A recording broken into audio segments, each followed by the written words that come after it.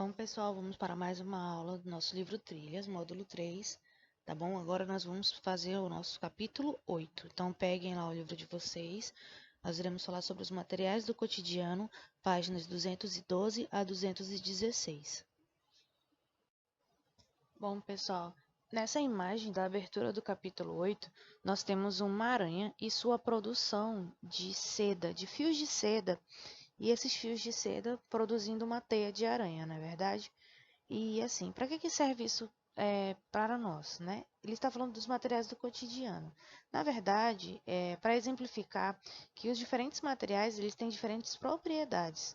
Então, um dos exemplos é como a gente pode fazer sinteticamente alguns produtos baseados no que já existe na natureza. Por exemplo, os fios de seda de uma teia de aranha, eles são tão resistentes que cientistas buscam fazer características semelhantes, só de que maneira sintética, em laboratório, semelhante aos fios da seda da aranha, para que sejam materiais resistentes também, por exemplo, para a confecção de roupas mais resistentes, para a prática de esportes, etc. Tá bom?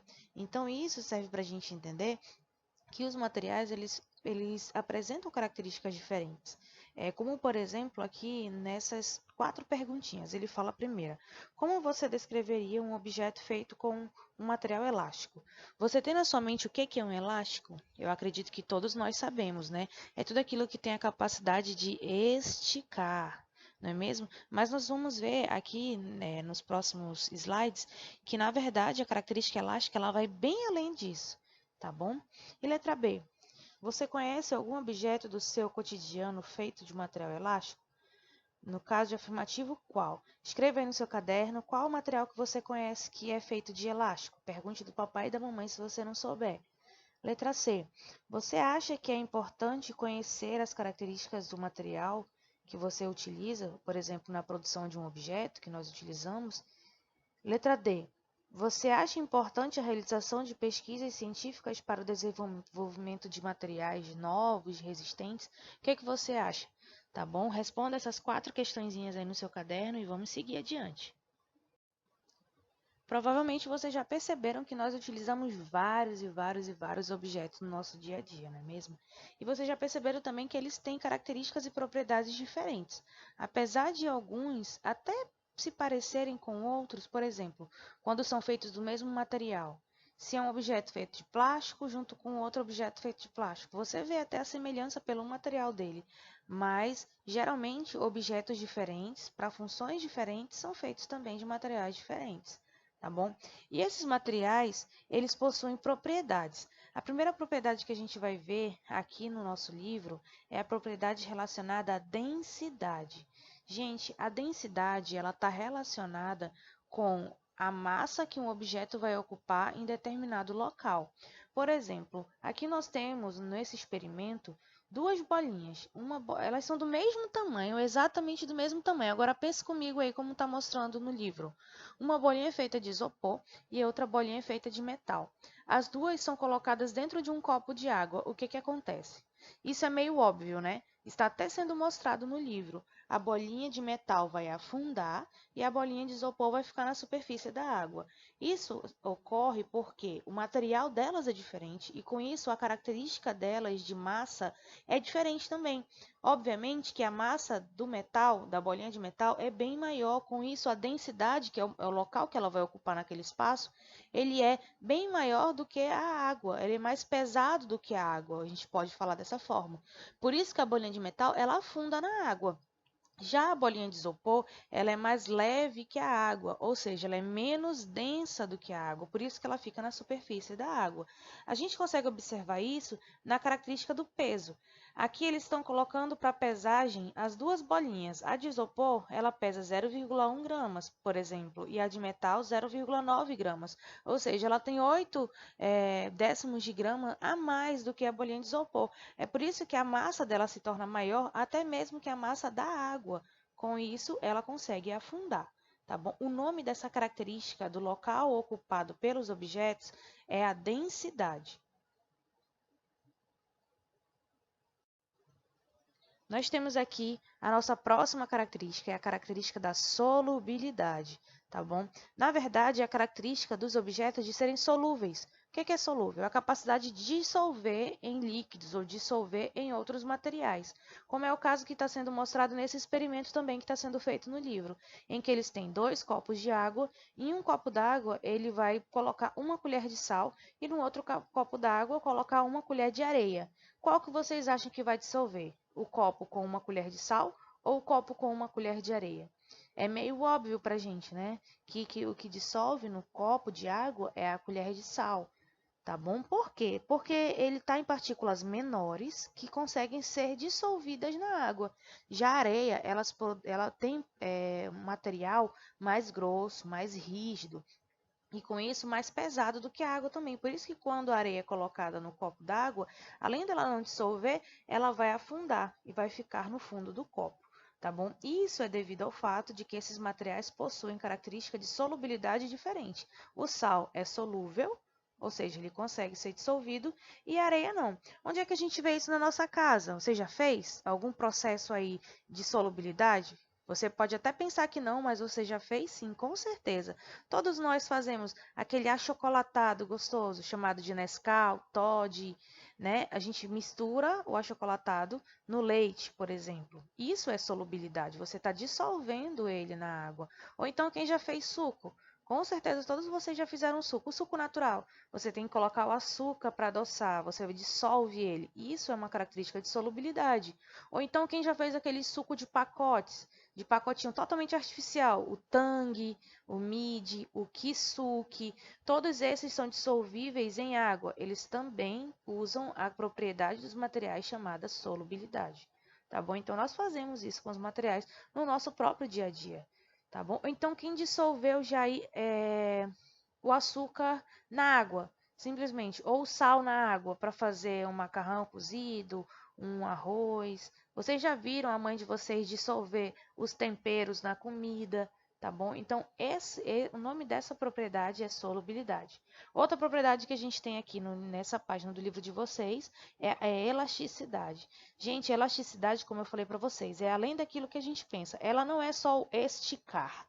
Tudo que é elástico é tudo aquilo que tem capacidade de voltar para o seu estado original, seja sendo esticado ou seja sendo comprimido. Ou seja, se a gente comprimir uma mola, se você apertar a mola, empurrar ela e deixar ela bem pequenininha, e você soltar a mola, aquilo é uma propriedade elástica, sabia? Estão sabendo agora, tá bom? E se você esticar um elástico, por exemplo, da nossa máscara? Hoje em dia todo mundo usa máscara, né? A maior parte das máscaras faciais, elas possuem elástico na borda. Se você esticar esse elástico e ele soltar e voltar para o tamanho original, é uma característica elástica, propriedade elástica dos materiais. Tá bom? E por último, uma das características dos materiais mais fáceis que a gente tem é a dureza. Para quem não sabe, o antônimo, ou seja, o contrário de dureza é a moleza. Então, vamos lá para duas estruturas.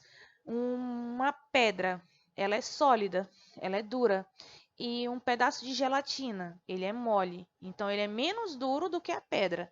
Então, a característica dureza tem a ver com a rigidez dos materiais. Existem materiais que são mais rígidos e existem materiais que são menos rígidos, menos duros, tá bom? Então, essa é a diferença e é a característica chamada dureza, tá certo? Essa é fácil, não é? Acompanhando ainda no livro de vocês, agora nós vamos entrar em 3 características bem especiais, tá bom? A primeira delas é a condutibilidade térmica. Gente, sempre associar que térmica tem a ver com transmissão de calor, passagem de calor. Então, quando a gente fala de condutibilidade térmica, significa que são materiais que têm a capacidade de fazer o transporte de calor. Tá bom? Transporte de calor. Como assim? Se você observar, geralmente os metais que são utilizados para aquecimento, eles são de metal, tá? Por exemplo, o ferro de passar roupa, a parte que esquenta, é de metal. No fogão, a estrutura que aquece do fogão, que é a boca do fogão, é de metal, tá bom? As panelas que nós utilizamos, a maioria das panelas são de metal. Por quê? Eles são bons condutores de calor. tá? Eles vão receber o calor muito rápido. Então, por esse motivo e pela resistência que esse material tem, ele é o principal condutor térmico que a gente conhece. Aqui no livro de vocês, eles estão mostrando o exemplo de um fogão e da panela, que é utilizada para aquecimento de água e etc. Mas ela é utilizada porque ela tem uma capacidade de conduzir o calor. Se você observar, por exemplo, uma panela, ela geralmente tem cabos, né? E os cabos da panela é para a gente poder segurar. Agora, imagina se uma panela tivesse um cabo de metal também. Seria totalmente difícil de a gente segurar, porque ela aqueceria junto com a panela, porque ele é um condutor térmico. Por isso que os cabos de panela, geralmente, eles têm uma alça de plástico. É a mesma coisa o ferro de passar. O ferro de passar roupa, a estrutura que a gente segura para passar roupa é de plástico, tá bom? São estruturas que não são bons condutores térmicos. Então, se cair na prova de vocês, quem são os condutores térmicos? Os melhores são os metais, tá bom? Próxima característica, propriedade magnética. A propriedade magnética ela fala de todos os materiais que têm atração por metais ou atração por outros ímãs. Na verdade, os ímãs, eles são pedras, tá? Os ímãs naturais são uma pedra chamada magnetita. E dessa pedra é que a gente consegue as características de atração por metais, tá bom? E por último, a gente tem a característica, né, a propriedade dos materiais chamada condutibilidade elétrica. Então, em semelhança com as outras duas características, os principais condutores elétricos também são metais. É por isso, gente, que dentro dos fios elétricos a gente tem metais. Sabiam disso? Para que haja condução de energia elétrica, tem que haver um condutor. E para esse condutor, geralmente é um metal. Por isso que todos os fios que liga o seu ventilador, liga o seu ar-condicionado, a sua televisão, a sua impressora, o seu notebook, tá? Que vai ligar a própria energia para a luz elétrica artificial que você está aí na sua casa ou na sua escola. Todos esses processos eles são ligados através de fios. E esses fios, os condutores elétricos que tem por dentro desses fios, são metais. Geralmente é um metal chamado cobre, que é um metal leve e barato, tá bom? Apesar de ele ser até roubado por aí para ser revendido, mas ele é um material relativamente barato. Por ser um material leve e barato, ele é muito utilizado para a produção de fios que conduzem energia elétrica, tá bom? Então, se for perguntado também na prova de vocês quem são os principais condutores elétricos, vocês vão dizer metais, tá bom? Oi, pessoal! Hoje vamos falar um pouco sobre propriedades dos materiais. Os materiais apresentam características próprias, conhecidas como propriedades físicas. Algumas delas são densidade, resistência, dureza, elasticidade, condutibilidade térmica e magnetismo. Densidade é a característica que relaciona a massa de um objeto feito de determinado material com o volume que ele ocupa. É uma propriedade específica de determinados materiais e pode ser usada para identificá-los. Os objetos que flutuam na água são menos densos do que este líquido. Aqueles que ficam no meio da coluna de água têm a mesma densidade. E aqueles que afundam são mais densos do que a água. Já quando falamos em resistência, nos referimos a materiais que são difíceis de serem quebrados quando submetidos a um impacto, como uma queda ou uma martelada. O aço é um material resistente e, por isso, é usado como parte da estrutura de construções. Ao falarmos em dureza, basicamente nos referimos à capacidade de um material riscar o outro. A grafite, por exemplo, é um material mole, mas que pode ser usado para escrever, ou seja, riscar um papel. Já a condutibilidade térmica indica a capacidade dos materiais de conduzir energia térmica, ou seja, de conduzir calor. Os materiais que não conduzem bem a energia térmica são chamados de isolantes térmicos. Ao pensarmos em elasticidade, podemos nos referir a materiais que podem ser deformados e voltar à forma original. A borracha, por exemplo, é um material elástico. Ao puxar, ela vai esticar, mas se eu soltar, ela volta ao formato original. E, por fim, o magnetismo é a propriedade de atração. O ímã, por exemplo, é um objeto capaz de atrair alguns tipos de metal, como o ferro e o níquel.